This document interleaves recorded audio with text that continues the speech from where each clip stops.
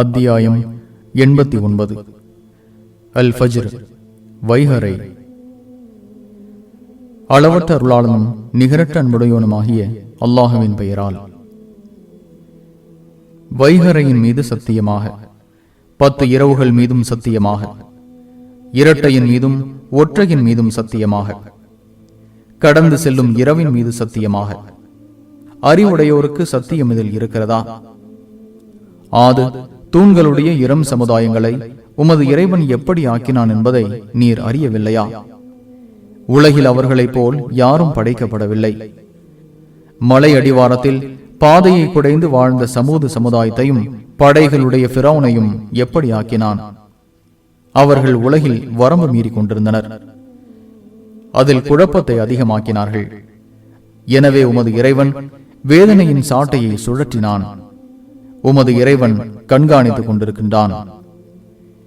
மனிதனை அவனது இறைவன் மரியாதையுடன் வாழ செய்து இன்பத்தையும் வழங்கி சோதிக்கும் போது, என் இறைவன் என்னை கண்ணியமாக நடத்தினான் என்று கூறுகிறான். அவனது செல்வத்தை அளவுடன் வழங்கி சோதிக்கும் போது, என் இறைவன் என்னை அவமானப்படுத்தி விட்டான் என கூறுகின்றான். அவ்வாறில்லை.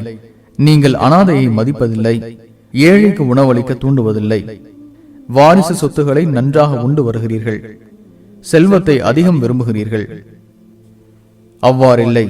பூமி தூள் தூளாக நொறுக்கப்படும் போது, வானவர்கள் அணிவகுக்க உமது இறைவன் வரும்போது, அந்நாளில் நரகம் கொண்டு வரப்படும். அந்நாளில்தான் மனிதன் உண்மையை உணர்வான்.